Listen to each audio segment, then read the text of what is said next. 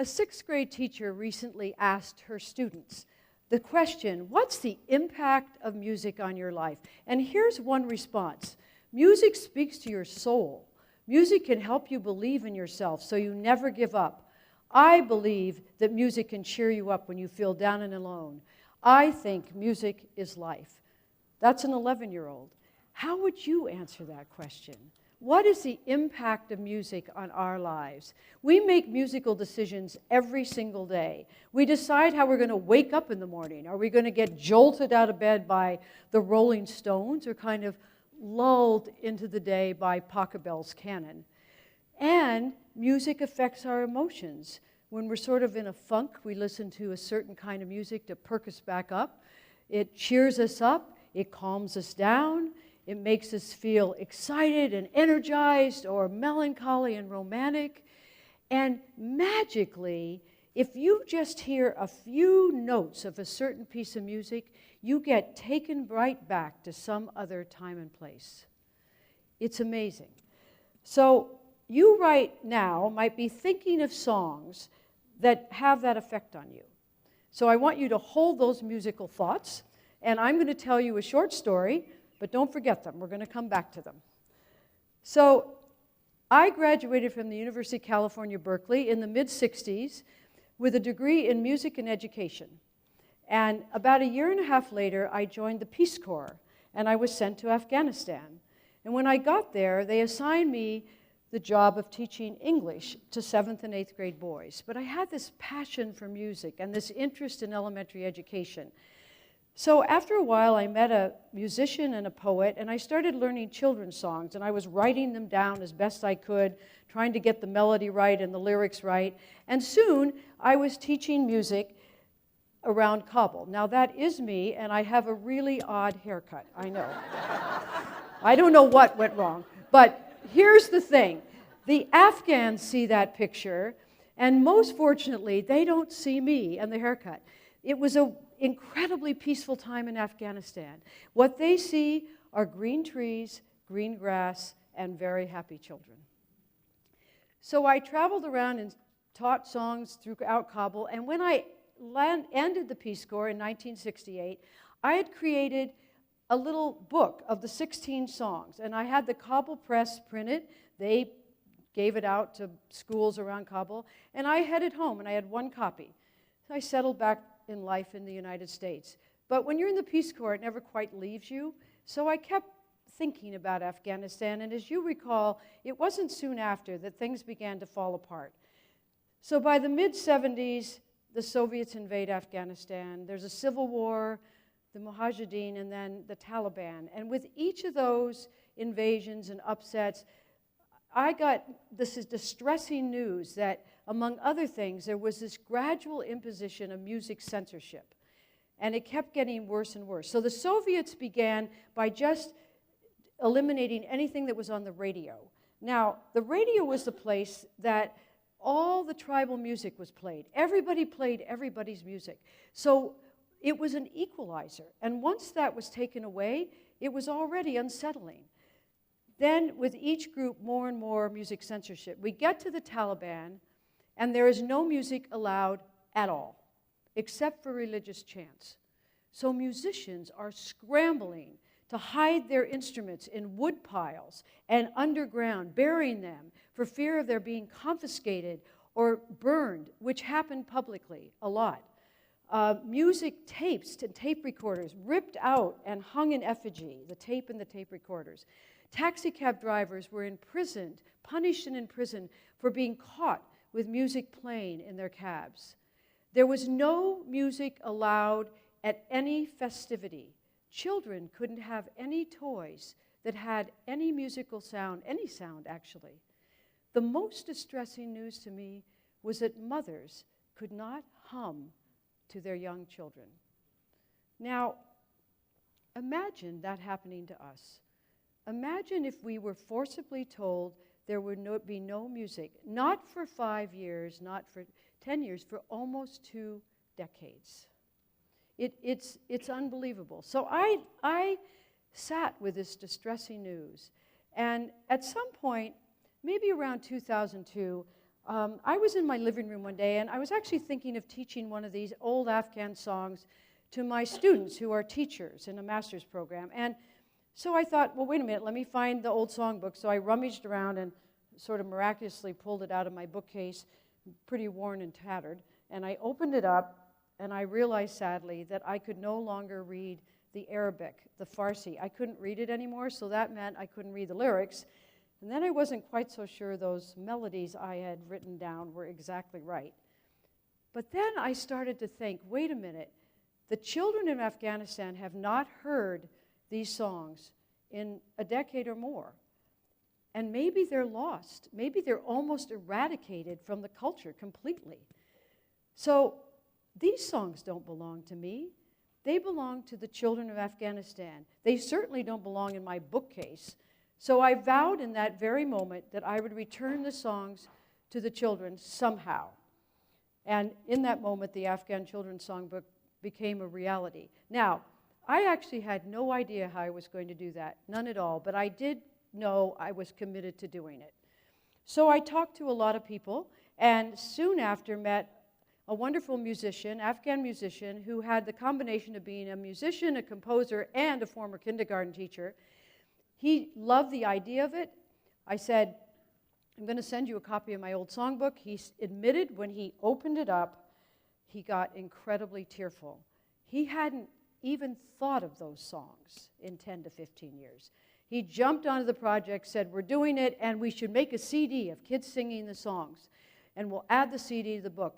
I said, all right, we're off and running. I started to fundraise. He started to work with the recording. Then I was lucky enough to partner with an incredible Afghan family-owned business that was able to create a new songbook and print it.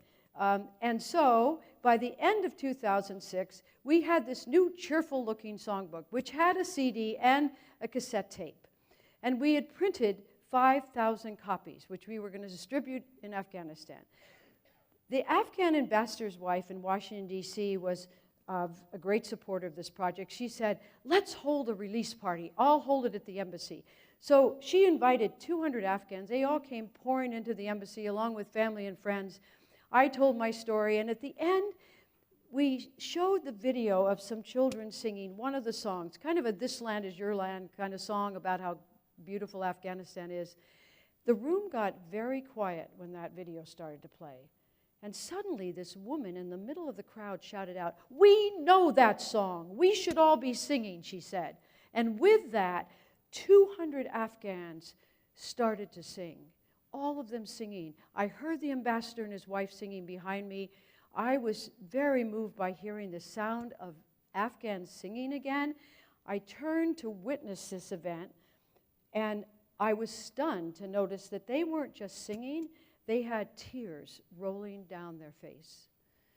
Now there's a BBC documentary called Breaking the Silence about the music censorship with the Taliban.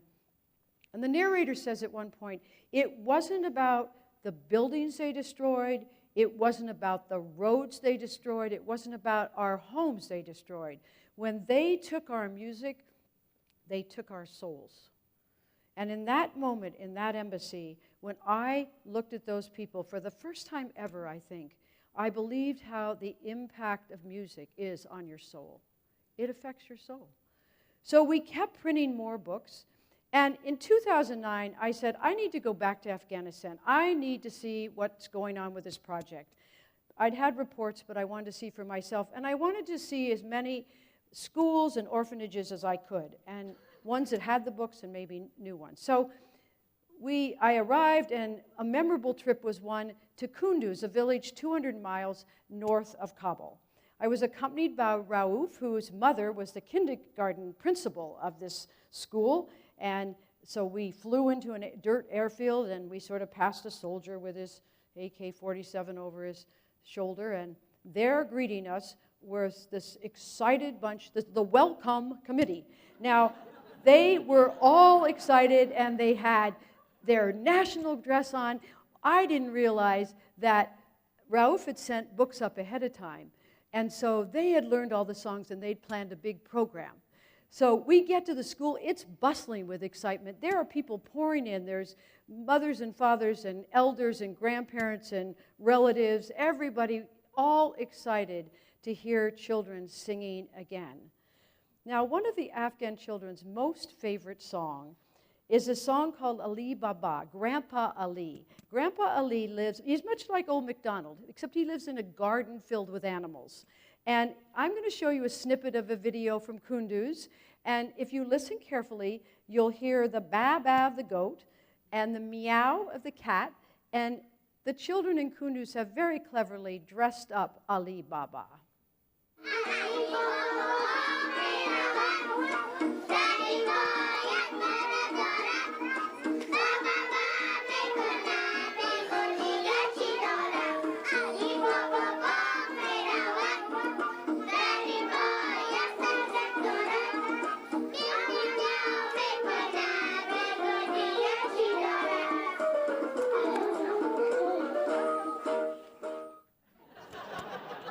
You got it. They're just like kids anywhere, aren't they? It was fabulous. They're so tickled with themselves.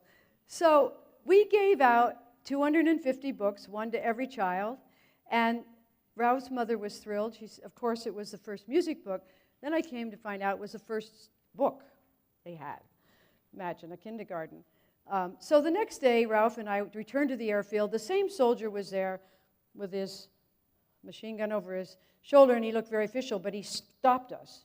He stopped us. He said to Ralph, "I need to inspect your luggage." So Ralph opened his suitcase, and then he looked at Ralph. He sort of glanced over to me. He said, "You know, I'm not going to inspect her luggage because she just did something for the children of Afghanistan." Now, you know what? I once again realized this had nothing to do with me. We returned music to his village, and they value music. We all value music. And he was so thrilled that his children, I'm sure children he knew in that kindergarten, were singing again. And the only way he could thank me was to not inspect my luggage. So the last trip before I went home was to visit an orphanage that had had the books about a year and a half, and I wanted to know what had happened there. They knew every song. In fact, the books were worn out, but the educator piece of me got incredibly wound up. They're not just singing, they're reading the words. So I thought, all right, this book isn't just a book that's preserving this wonderful musical tradition. It could also be a literacy tool, something desperately needed in Afghanistan. So we gave that group of children all new songbooks, and somebody had given us hats and mitts to give out, and they do look like they're ready for a nor'easter. But so thrilled. So I went home with lots and lots of ideas from that trip, and 3 requests rose to the top. Everybody wanted more songbooks. Could you please print more? Everybody wanted a second songbook.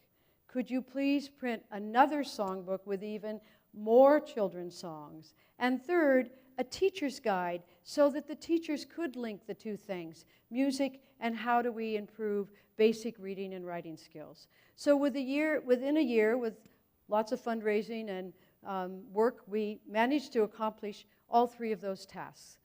There are now 45,000 songbooks in 15 provinces across Afghanistan, and children are singing again. And we continue to print more songbooks, and inshallah, as the Afghans would say, within the coming year, we hope to print a 3rd songbook. So what do we make about this? What does this story tell us? What does it have to do with us? Clearly for the Afghans, losing their music was dehumanizing. As one ethnomusicologist said, the very soul of the culture was strangled. Once the music was returned, there was a revitalization, a humanity that returned with it. In fact, they found their souls again. But what about us? We don't live without music for 5 minutes, no less 15, 20 years.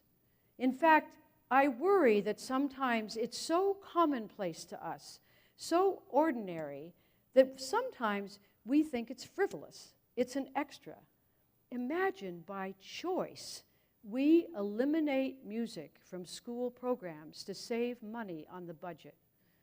And children go through their entire school-age years with no music education. It's not frivolous.